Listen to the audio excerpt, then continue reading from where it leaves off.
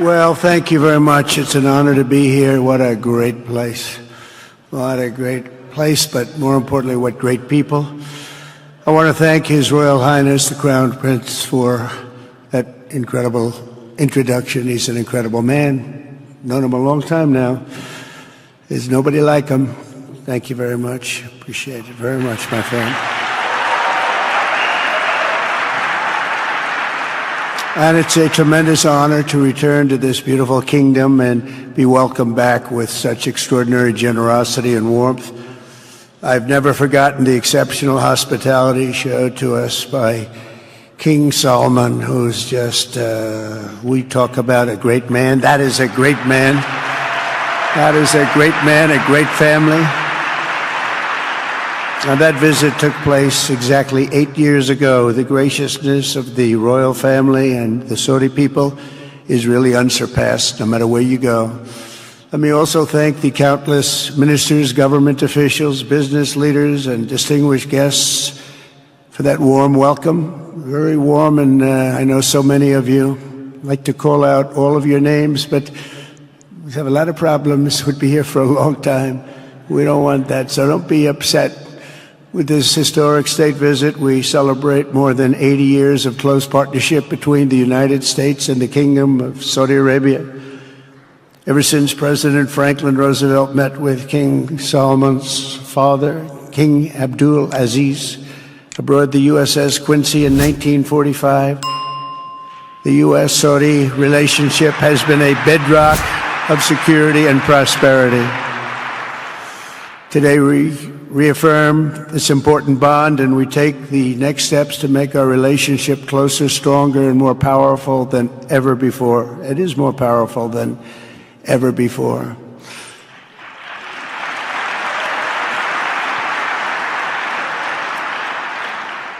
And by the way, it will remain that way. We don't go in and out like other people. It will remain that way.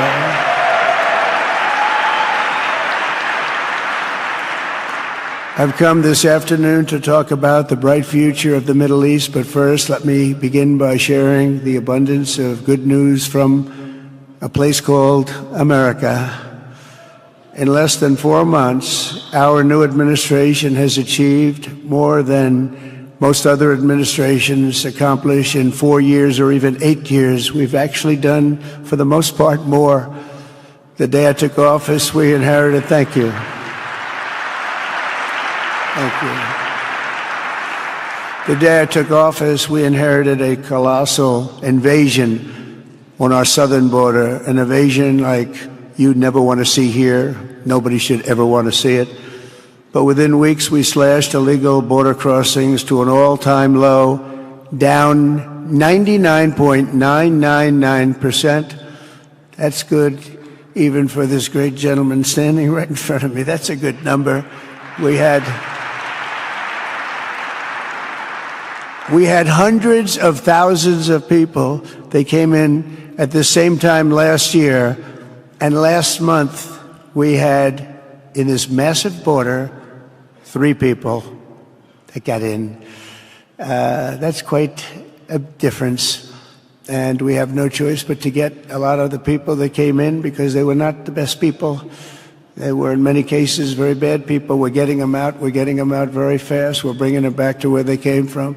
We have no choice. After years of military recruiting shortfalls, enlistments in the U.S. Armed Forces are now the highest in 30 years because there is such an incredible spirit in the United States of America. We have tremendous spirit again. Just about a year ago, it was a big story, front page on every paper all over the world, that nobody wanted to enlist in our military, meaning we were way under enlisted. And just last week it came out that we had the strongest enlistment. They say 30 years, but probably it's maybe ever. They don't go back that far. It's the best, and that includes police officers, firemen, everything else. There's a great spirit in the United States right now. A brand new poll from Rasmussen just showed that the number of Americans who believe the nation is on the right track, they have a right track, wrong track, is now the highest in over 20 years. And it hasn't been anything like this because for many years it was the wrong track. And I can tell you for the last 4 years it was definitely the wrong track. But it's the highest it's been in many, many years. We renamed the Gulf of Mexico into the Gulf of America. That was very popular, other than perhaps with Mexico. And most importantly for the people in this room, the days of economic misery under the last administration are rapidly giving way to the greatest economy in the history of the world. We are rocking. The United States is the hottest country, with the exception of your country, I have to say, right? I'm not going to take that on. No, Mohammed, I'm not going to take that on. Wouldn't that be a terrible thing if I made that full statement? But I will not do it. You're hotter. At least as long as I'm up here, you're hotter. But groceries, gasoline, energy, and all other prices are down with no inflation. We have no inflation. That the United States Congress is on the verge of passing the largest tax cut and regulation cut in American history. We think we're in good shape to get that. And if we get that, that will be like a rocket ship for our country. In the first quarter of the year, the investment in America was up an astounding 22%. More than $10 trillion of new investments have been announced or are coming just since the election on November 5th. So think of that. In a very short period of time, we have over $10 trillion, and it could be much higher than that. Not everybody comes to the White House to have a news conference that they're going to be opening up in America, but they're all coming in at numbers that we've never seen before. If you take a look at other presidencies, they wouldn't do $1 trillion sometime in years. We did this in essentially 2 months because you have to say we got into office and they gave me about a month to clean up and fix up the Oval Office. And after that, we started working. And the money is pouring in, the jobs are pouring in, the companies are pouring into our country like we've never seen before. There's never been anything like it. And we let other people tariff us into losing a lot of money and a lot of jobs, and now we're tariffing them, and it's at a level that nobody's seen. It's a level that is making us a very much different country and a very different Republican Party. We won a tremendous victory in November. We won all 7 swing states, the popular vote by millions and millions of votes. The Electoral College, we won by 312 to 226. Remember, they said, well, we could get to 270. No, we got to 312. That's a big difference. And very importantly, we won counties throughout the United States, 2,660 to 451. That's why when you look at a map, they're all red. The whole country is red. Red stands for Republican. From the moment on and from the moment we started, we've seen wealth that just poured and is pouring back into America. Apple is investing $500 billion. NVIDIA is investing, and I see my friend is here, Jensen. That's very good, wherever you may be. Thank you very much, because he's putting in $500 billion. TSMC is investing. Where is Jensen, by the way? Where is he? He's standing here. Where is he? I just saw that. Thank you very much, Jensen. I mean, Tim Cook isn't here, but you are. What a job you've done. He said he's got 99% of the chip market. I don't know. That's not easy to beat. But what a job you've done. Thank you. We are proud to have you in our country. You know that. Thank you for the investment. TSMC is investing $200 billion, and with this trip, we're adding over $1 trillion more in terms of investment into our country and buying our products. And, you know, nobody makes military equipment like us. We have the best military equipment, the best missiles, the best rockets, the best everything. Best submarines, by the way. Most lethal weapon in the world. In addition to purchases of $142 billion of American-made military equipment by our great Saudi partners, the largest ever. This week there are multi-billion-dollar commercial deals with Amazon, Oracle, AMD, they're all here. Uber, Qualcomm, Johnson & Johnson, and many, many more. So I want to congratulate everybody. So many great business executives, many of you, most of you I know. And they're coming in, about a month ago. They weren't that happy when they saw me. And now they're saying, sir, you're doing a great job. Thank you very much. It's amazing what a rising market will do. Oh, it's going to get a lot higher. In fact, I told people 5 weeks ago, this is a great time to buy. I got criticized for that. Now they don't criticize me anymore. People should have listened. But it's going to go a lot higher. You see, we've never had anything like this happen. It's an explosion of investment and jobs, and great companies are coming in. Never seen anything like it. There's no better place to make a future or make a fortune, or do anything, frankly, than what we have in the United States of America under a certain President, Donald J. Trump. I have the right attitude. I have the same attitude that the people in the front row, second row, third row have. As you get back, perhaps they start to wane a little bit in terms of their view. But they understand, and we're doing what a lot of smart people would do. And we're not necessarily being politically correct. You saw what we did yesterday with health care. We've cut our health care by 50 to 90%. You're going to see drugs and pharmaceuticals come down at numbers that nobody has ever seen. And drugs, pharmaceuticals, we think will be dropping. And it will be a redistribution of costs with other nations, which really took advantage of a very nice group of people that ran our country. But not only is this a time of incredible excitement in the United States, it's also an exhilarating period right here in the Arabian Peninsula. Beautiful place, by the way. Beautiful place. Exactly. Thank you. Exactly 8 years ago this month, I stood in this very room and looked forward to a future in which the nations of this region would drive the forces of terrorism and extremism, drive them right out of existence, and take your place among the proudest, most prosperous, most successful nations anywhere in the world as leaders of a modern and rising Middle East. So exciting. So exciting. Mohammed, do you sleep at night? How do you sleep? Huh? Just think it.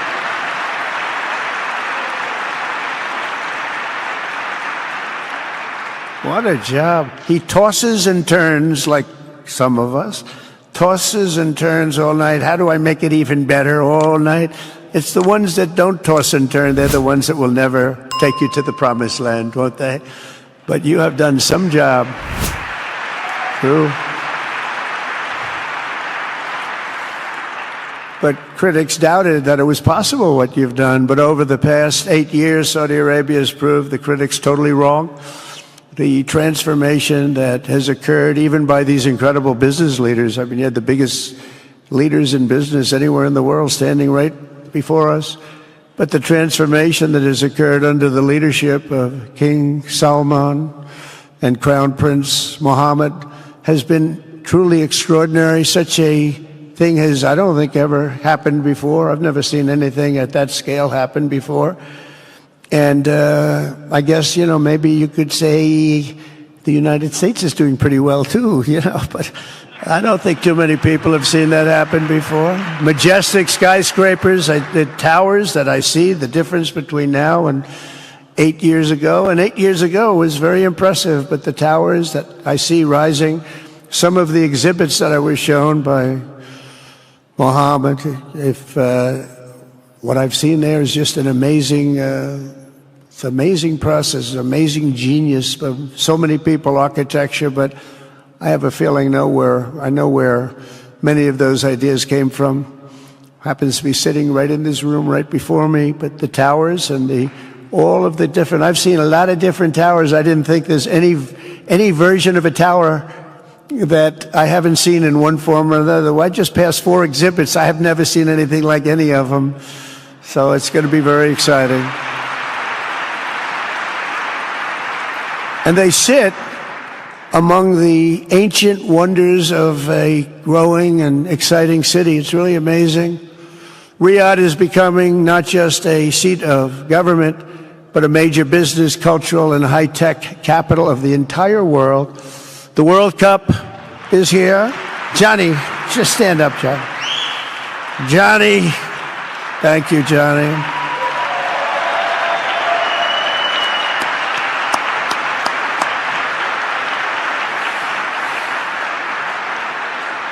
Great job, Johnny, great job. But the World Cup and the World Expo will soon be coming here, just like the World Cup is coming to the United States. It's going to be really exciting next year. The engines of Formula One racing now roar through the streets of Jeddah in a historic milestone. Other industries recently surpassed oil. Think of it. All of your other industries now have surpassed oil. I don't know if a lot of people will understand what that means. It's so big, to make up a majority of the Saudi economy for the very first time ever. So think of that. Other industries are now bigger even than oil, which is always going to be a big monster. It's a big one. But that's a great tribute to you and economic development properly used.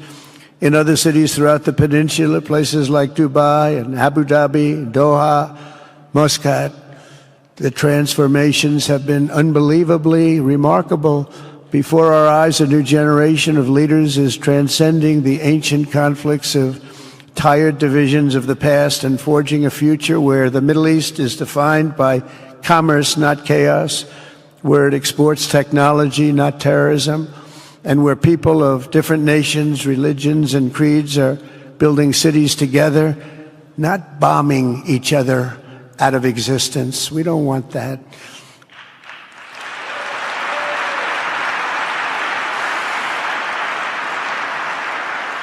And it's crucial for the wider world to note this great transformation has not come from Western interventionists or flying people in beautiful planes giving you lectures on how to live and how to govern your own affairs. No, the gleaming marvels of Riyadh and Abu Dhabi were not created by the so-called nation builders, neocons, or liberal nonprofits like those who spent trillions and trillions of dollars failing to develop Kabul, Baghdad, so many other cities. Instead, the birth of a modern Middle East has been brought by the people of the region themselves, the people that are right here, the people that have lived here all their lives, developing your own sovereign countries, pursuing your own unique visions and charting your own destinies in your own way. It's really incredible what you've done.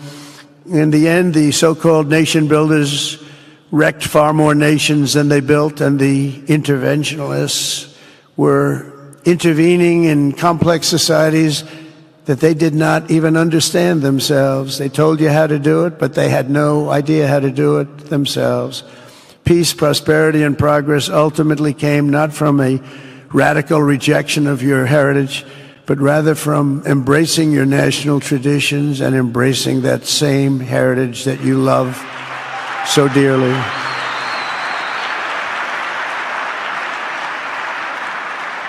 And it's something only you could do. You achieved a modern miracle, the Arabian way. That's a good way.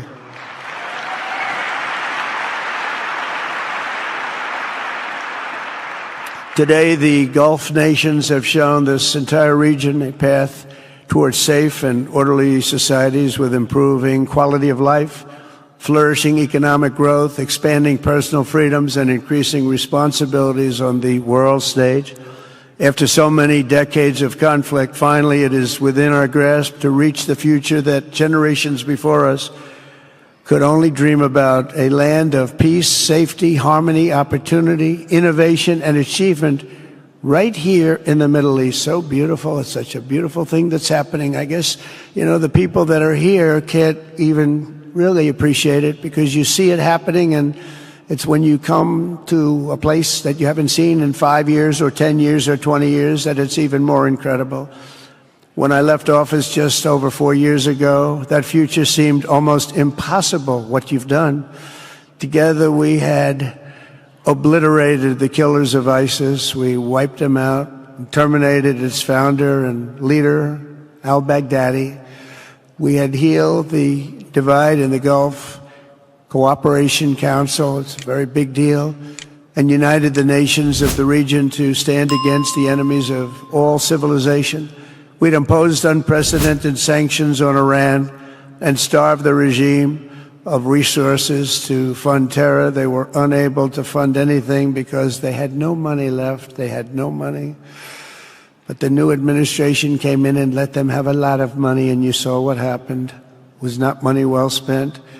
And with the historic Abraham Accords that we're so proud of, all the momentum was aimed at peace, and it aimed very successfully. It's been an amazing thing, the Abraham Accords, and it's my fervent hope, wish, and even my dream that Saudi Arabia, a place I have such respect for, especially over the last fairly short period of time, what you've been able to do, but we'll soon be joining the Abraham Accords. I think it'll be a tremendous tribute to your country, and it will be something that's really going to be very important for the future of the Middle East. I took a risk in doing them, and they've been an absolute bonanza for the countries that have joined. The Biden administration did nothing for 4 years. We would have had it filled out.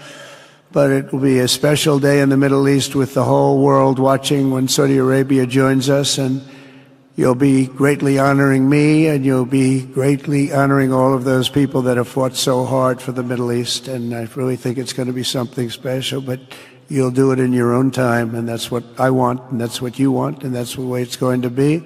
When I left office, the only thing still standing between this region and its unbelievable potential was a small group of rogue actors and violent thugs seeking constantly to drag the Middle East backward and into havoc, mayhem, and indeed into war. Unfortunately, instead of confronting these destructive forces, the last U.S. administration chose to enrich them and empower them and give them billions and billions of dollars. The Biden administration, the worst administration in the history of our country, by the way, spurned our most trusted and long-standing Gulf partners, and I can say partners worldwide, one of our great, great partners, no matter who we look to, and we have great partners in the world, but we have none stronger and nobody like the gentleman that's right before me. He's your greatest representative, greatest representative.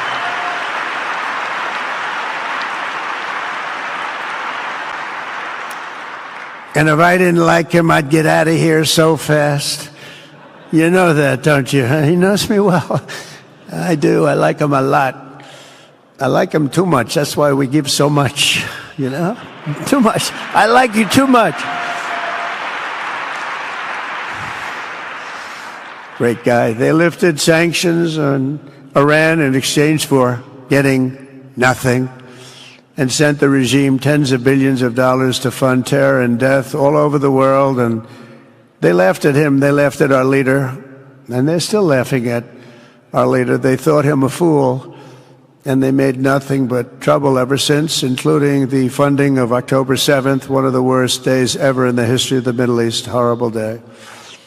Biden removed the Houthis from the list of foreign terrorist organizations, even while missiles and drones were being launched right here at your beautiful city of Riyadh, and launched at ships if they happened to be sailing in the wrong location. The Biden administration's extreme weakness and gross incompetence derailed progress toward peace, destabilized the region, and put at risk everything we had worked so hard to build together. And when you think of the great achievements that you've made, to do it in light of a pretty hostile administration, an administration that was not a believer. Use kayak to compare hundreds of travel sites at once? I like to do things myself. No machine is better than me. Kayak. Search one and done. At 8 Sleep, we're not just changing how you sleep, we're changing how you live. Imagine waking up each morning feeling sharper, stronger, and more energized. With Autopilot, our chaos and terror that are left and that are holding hostage the dreams of millions and millions of great people. The biggest and most destructive of these forces is the regime in Iran, which has caused unthinkable suffering in Syria, Lebanon, Gaza, Iraq, Yemen, and beyond. There could be no sharper contrast with the path you have pursued on the Arabian Peninsula than the disaster unfolding right across in the Gulf of Iran. Think of that. They wanted to name it that. I said, they're not going to let them do that. Do you mind if I stop that? I stopped it. We're not going to let that happen.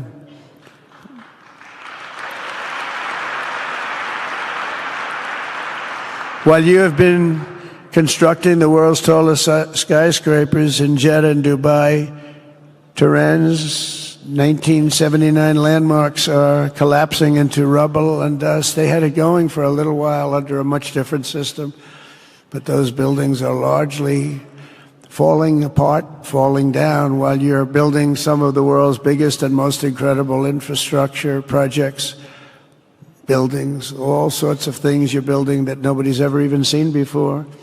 Iran's decades of neglect and mismanagement have left the country plagued by rolling blackouts lasting for hours a day. All the time you hear about it. While your skill has turned dry deserts into fertile farmland, Iran's leaders have managed to turn green farmland into dry deserts as their corrupt water mafia, it's called it the water mafia, causes droughts and empty riverbeds. They get rich, but they don't let the people have any of it. And then, of course, there's the key difference at the root of it all. While the Arab states have focused on becoming pillars of regional stability and world commerce, Iran's leaders have focused on stealing their people's wealth to fund terror and bloodshed abroad. Most tragic of all, they have dragged down an entire region with them. Countless lives were lost in the Iranian effort to maintain a crumbling regime in Syria. Look at what happened with Syria. In Lebanon, their Hezbollah proxies have pillaged the hopes of a nation whose capital, Beirut, was once called the Paris of the Middle East. Can you imagine? All of this misery and so much more was entirely avoidable, absolutely avoidable. And Mohammed knew that. He knew that. Smart people knew that. If only the Iranian regime had focused on building their nation up instead of tearing the region down. Yet I'm here today not merely to condemn the past chaos of Iran's leaders, but to offer them a new path and a much better path toward a far better and more hopeful future. As I've shown repeatedly, I am willing to end past conflicts and forge new partnerships for a better and more stable world, even if our differences may be very profound, which obviously they are in the case of Iran. I have never believed in having permanent enemies. I am different than a lot of people think. I don't like permanent enemies, but sometimes you need enemies to do the job, and you have to do it right. Enemies get you motivated. In fact, some of the closest friends of the United States of America are nations we fought wars against in generations past, and now they're our friends and our allies.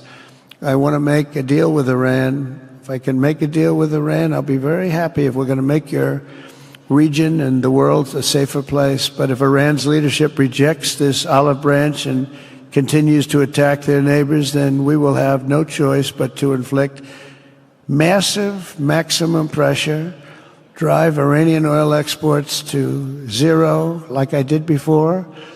If you know that, they were a virtually bankrupt country because of what I did. They had no money for terror. They had no money for Hamas or Hezbollah, and take all action required to stop the regime from ever having a nuclear weapon. Iran will never have a nuclear weapon.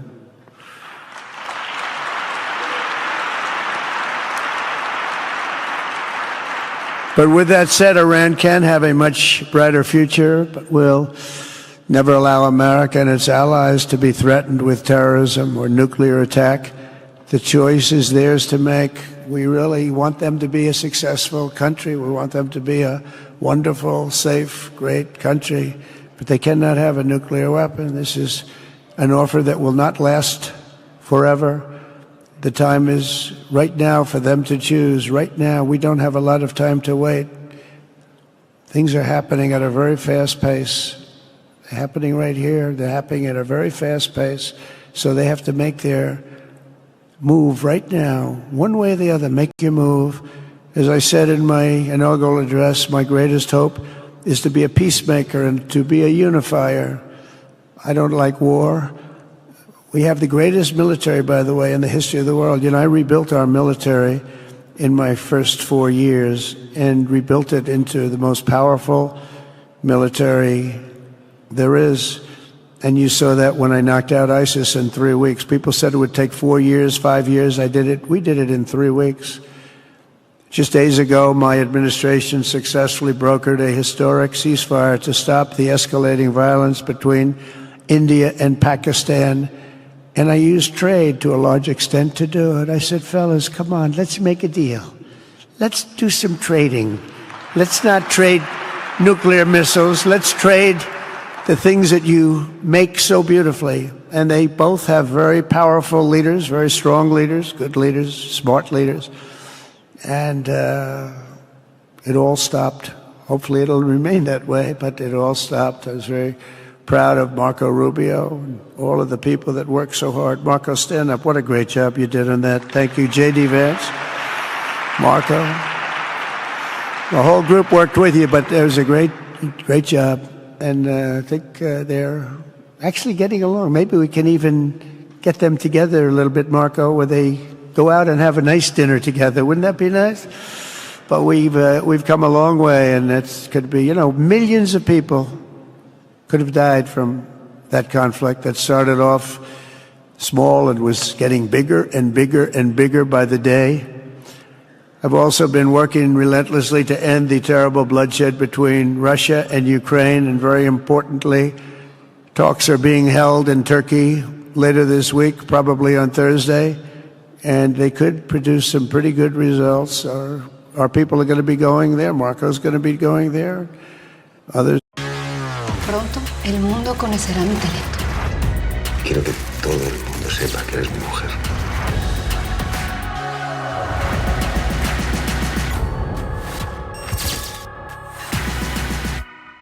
I think usually, mostly, they're young, beautiful souls that left their parents waving goodbye, left their brothers and sisters.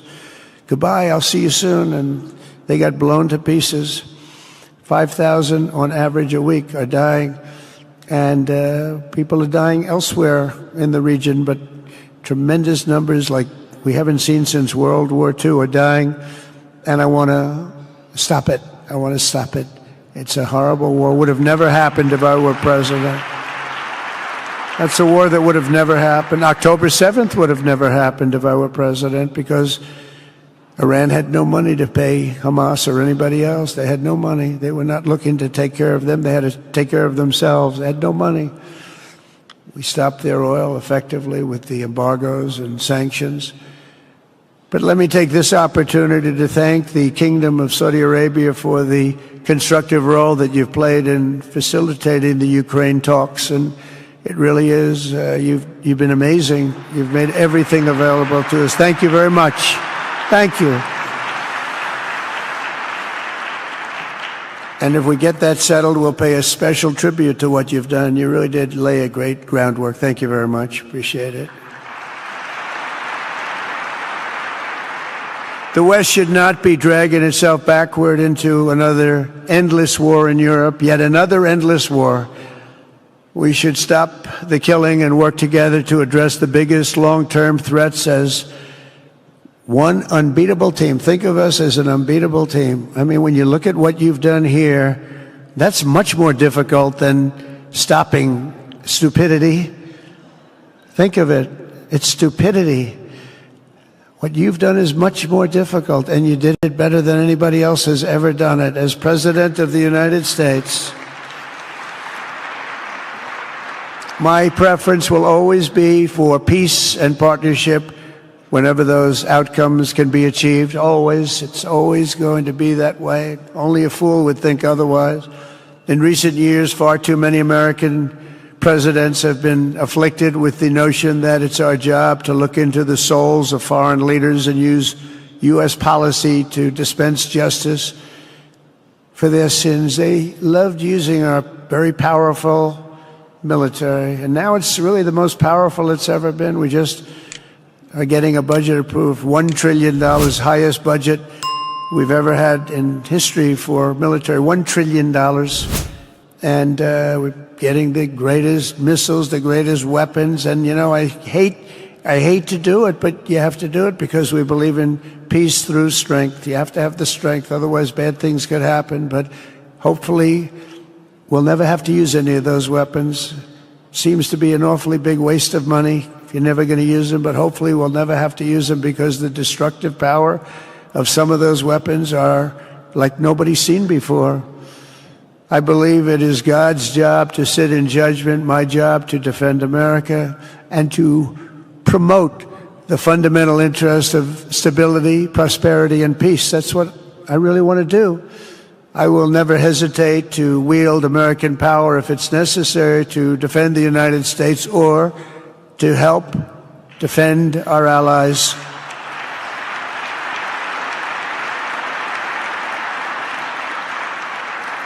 And there will be no mercy for any foe who tries to do us or them harm. We will have no mercy. They understand that. That's why I've been pretty lucky. A lot of people think, you know, he's looking to fight. He's looking to fight, and things get settled. It's an amazing thing when they really think you mean it.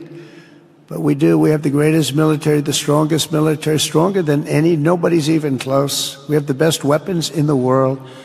But we don't want to use them. If you threaten America or our partners, however, then you'll be faced with overwhelming strength and devastating force. We have things that you don't even know about, you don't hear about, and if you did, you'd say, wow. In recent weeks, following repeated attacks on American ships and freedom of navigation in the Red Sea, the United States military launched more than 1,100 strikes on the Houthis in Yemen. As a result, the Houthis agreed to stop. They said, we don't want this anymore. It's the first time you've heard that from them, too. They're tough. They're fighters. But just days ago, we were asked to cease targeting commercial. They were not going to be targeting commercial ships in any way, shape, or form, or anything American.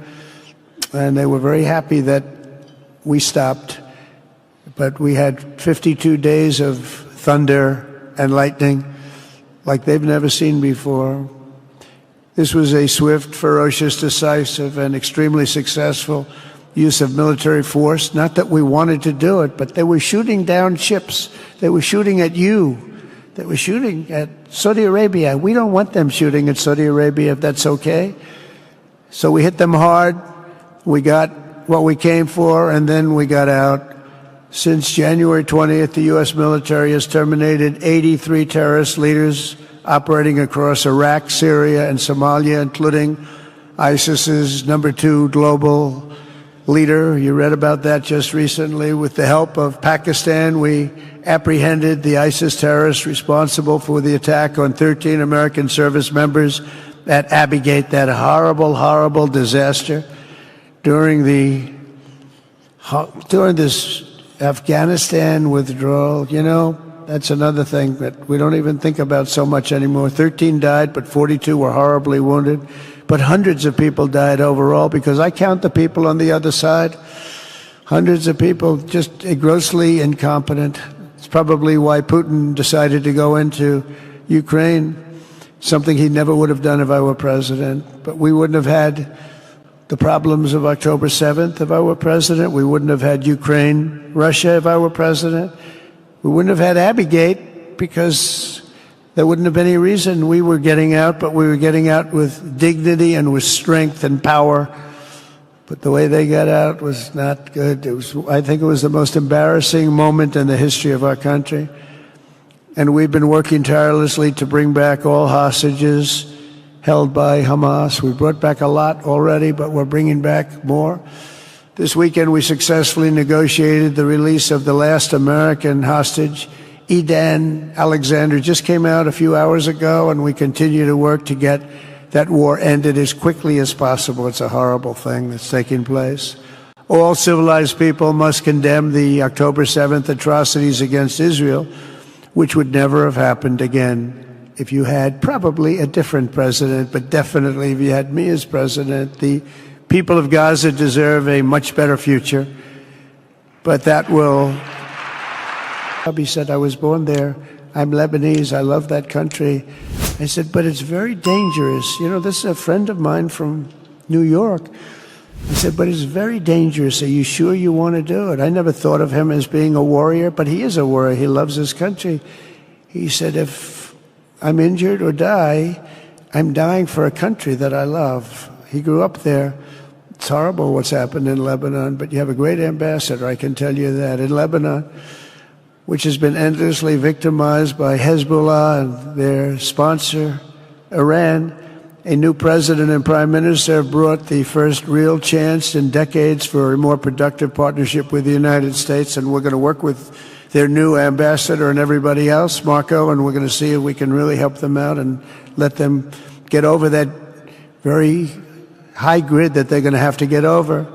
My administration stands ready to help Lebanon create a future of economic development and peace with its neighbors. They have tremendous people in Lebanon, doctors, lawyers, great professional people. I hear it so many times.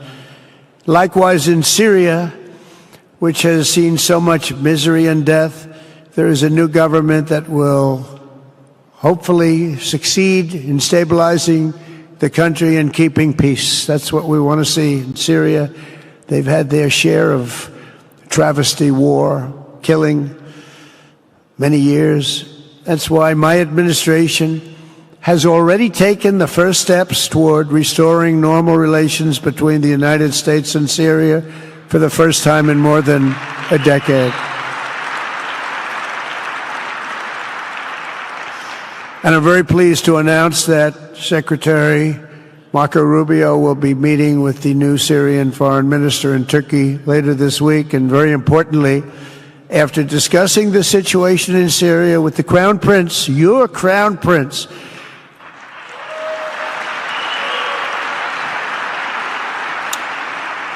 and also with President Erdogan of Turkey, who called me the other day and asked for a very similar thing, among others, and friends of mine, people that I have a lot of respect for in the Middle East, I will be ordering the cessation of sanctions against Syria in order to give them a chance at greatness.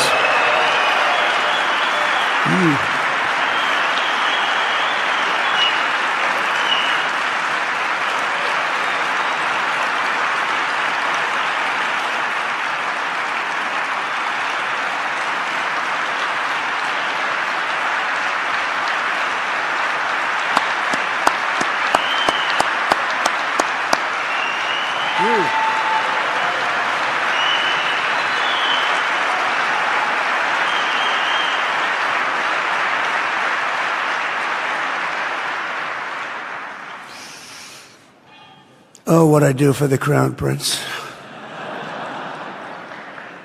The sanctions were brutal and crippling and served as an important function, nevertheless, at the time. But now it's their time to shine. It's their time to shine. We're taking them all off, and they're going to have, I think they're going to have, based on the people and the spirit and everything else that I'm hearing about.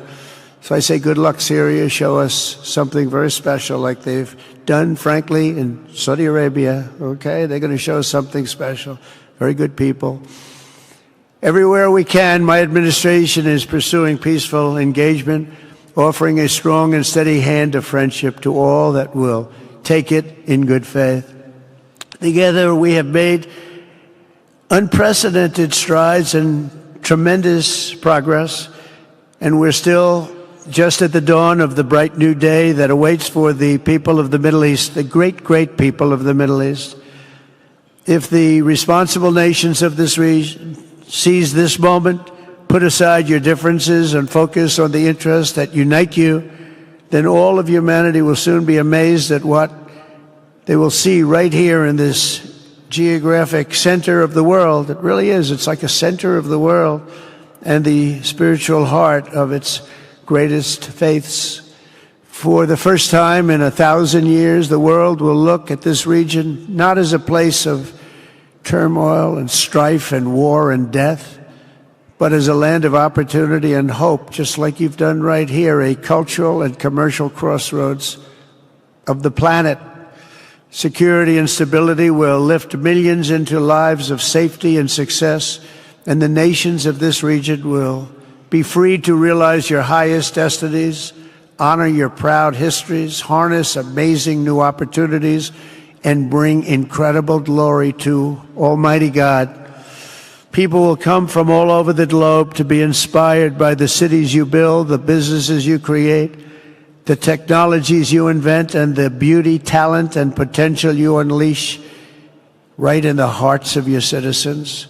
Each of you will be able to take tremendous pride in the legacy you will leave to your children, because you will have given them the ultimate blessings of prosperity and peace. So important.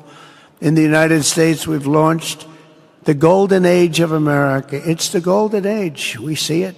We see it with all that money, trillions and trillions of dollars pouring in, hundreds of thousands of jobs coming in with it. And with the help of the people of the Middle East, the people in this room, partners throughout the region, the golden age of the Middle East can proceed right alongside of us. We will work together. We will be together. We will succeed together. We will win together. And we will always be friends.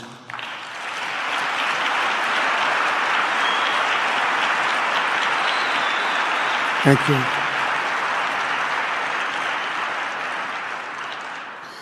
So, Mohammed, I want to thank you again very much for having me. And as a representative of what I think is the greatest nation in the world, we are with you all the way, and you have a tremendous future. Thank you very much. And please pay my respects to your father. Thank you very much. Thank you.